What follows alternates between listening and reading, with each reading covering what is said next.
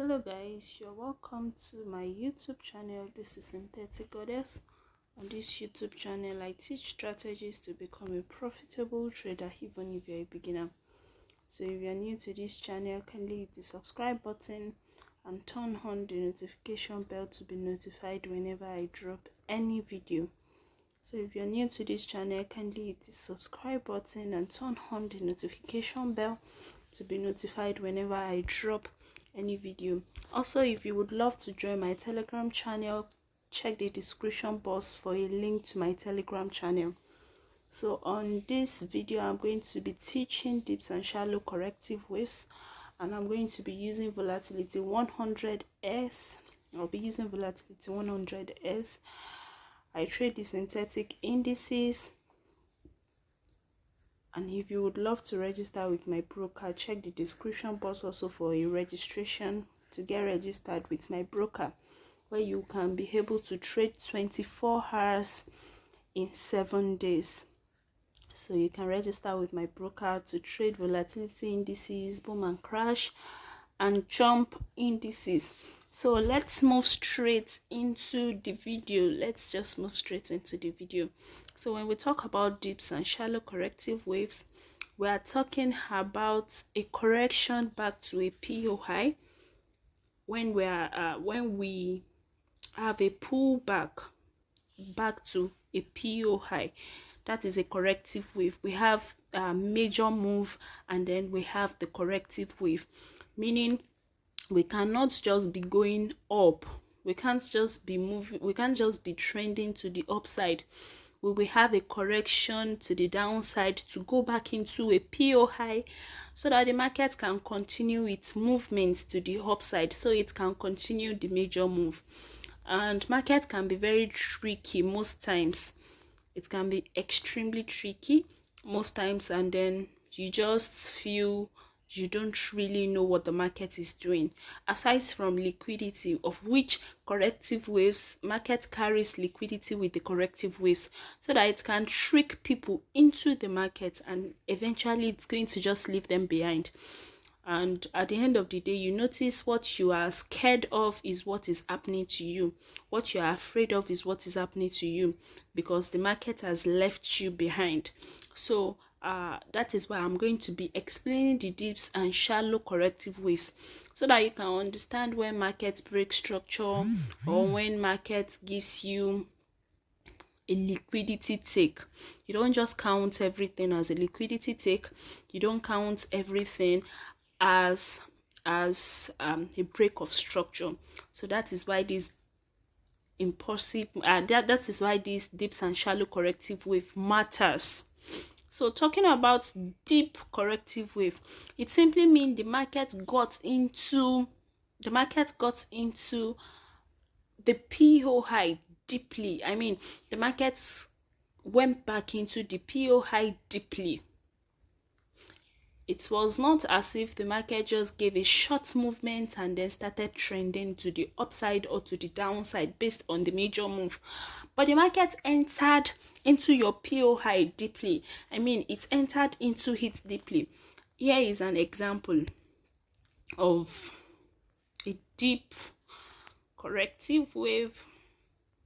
You can see we had this movement to the upside. This was a good corrective wave. This is a good corrective wave. We had this movement to the PO high. We had this good movement to the PO high. This is a good deep corrective wave. The market entered into it deeply. It entered into our internal structure deeply. And basically, when the market is coming back and the market breaks this low,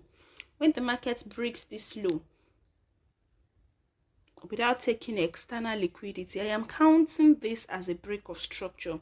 We are still in the middle of a range on volatility 101 Hz. So when market comes back to break this low, I am counting it as a break of structure simply because the market got into the PO high deeply. It got into internal structure deeply. There was no short movement. There was no little movement. It entered into it with good move. You can see we had higher highs, higher lows, higher highs, lower highs, lower lows, because this is a downtrend, this is a down pullback. So we add lower highs, lower lows, lower highs and lower lows back into the POI, and it was a very good move. It was a very, very good move. You can see it trended for a while. Let's just see. In fact, this might actually trend for hours. It actually trend for hours, if not for a day. Let me just check it on the daily time frame and see how long it's actually. Yes, in fact, more than a day. It trended more than a day. We had it move 2 days here. Yes, this was a 2 days pullback. This was a 2 days pullback, and then we are just seeing it on the 15 minutes time frame. We are just seeing it on the 15 minutes time frame. So as you can see, the market moved impulsively to the downside, and it gave us a very good move, and this is what we call the deep corrective wave. So without breaking external liquidity, if the market breaks this low, it is a total break of structure for us. It is a total break of structure for us. Now, when we talk about the shallow corrective wave, it simply means the market did not, and it is the opposite of deep corrective wave. The market did not enter into your POI properly. It just gave a short move and then it started trending in the major move. An instance, we had this movement to the downside.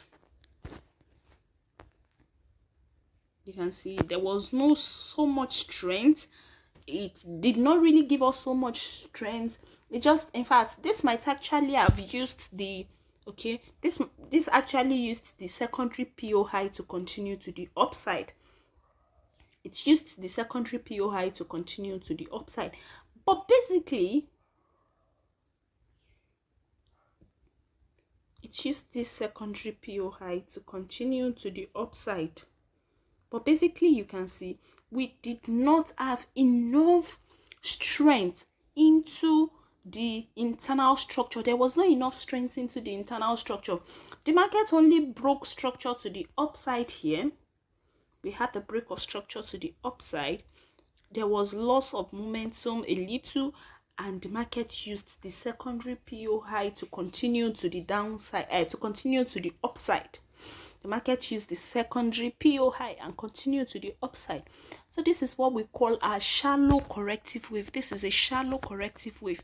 There was not so much move. It was a very little move. If you check it on the daily time frame, this is not even up to a day. Not at all. Maybe 4 hours time frame. Okay. Yes. 2 candles on the 4 hours time frame, and that is the essence of time frame here. That is why you really need to know about your time frame analysis here. You can see on the H4 time frame, it didn't really give so much move. It only gave us 3 candles. Yes, it gave us 3 candles on the 4 hours time frame, unlike this one that gave us 2 candles on the daily time frame, meaning we used 2 days in pulling back. So that is a good pullback. That is a good pullback. That is a deep pullback. We are just checking on the 15 minutes time frame, and then we are seeing a very good pullback here. The market moved with so much energy. It moved with it moved impulsively. Yes, not so impulsively, not impulsively, but the market gave us a great move. Yes, let me just put it that way. The market gave us a great move here. It took its time. Yes, the market took its time to move to the downside. It took its time to move to the downside. It was not in a rush, unlike this shallow corrective wave. And you can always see it on different you can see it on different time frame anyway. I'm using 15 minutes time frame here. You can see it on different time frame. See, we have a deep pullback. We had a deep pullback, a shallow pullback. This is a shallow pullback. This is a deep, a shallow. This is a shallow pullback. And in fact, that is why the market came back to use this low in taking out this shallow pullback. So that is why I am saying when we break a shallow pullback, I am not counting that as a break of structure. That is not yet a break of structure for me. And so that you don't get confused, you need to know all of these things. For instance, yesterday, on this volatility 101 Hz, I was analyzing this volatility 101 Hz yesterday, and I noticed we had the break of structure here. We had a movement to the downside here. A lot of people will call this a break of structure, obviously, but this is not yet a break of structure. Now, why you can just call this a break of structure is if you are in an external liquidity, if you are around a strong PO high in the external liquidity and the market has been trending to the downside. Now let's take for instance on this particular instrument, we are in a good PO high here. We have a good PO high here, and this was the last break of structure to the downside. This was the last break of structure to the downside where we had our last good pullback. This was the break of structure to the downside.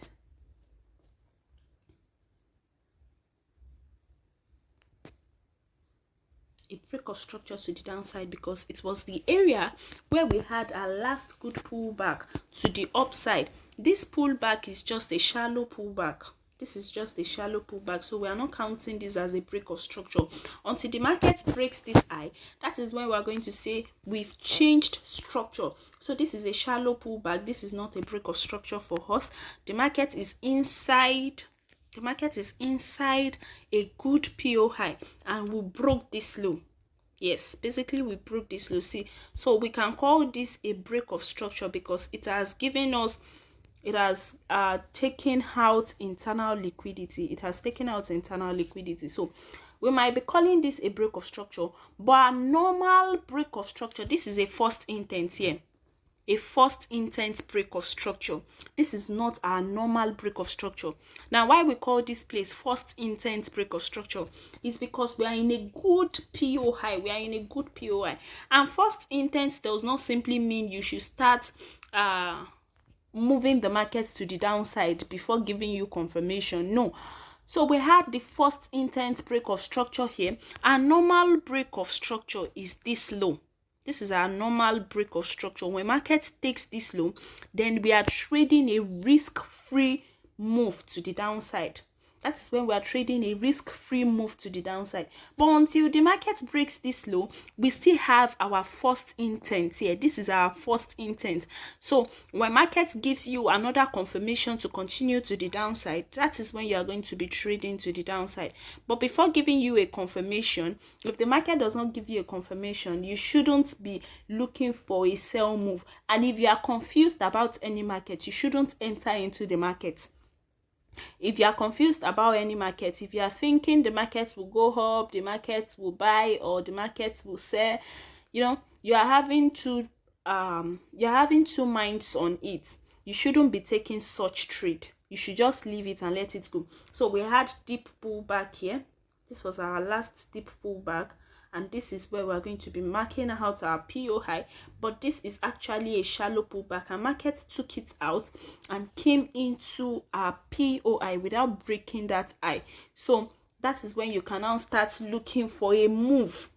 This is when you can now start looking for a move to continue to take this our external liquidity. So once we break this particular low, it simply means this low is not safe.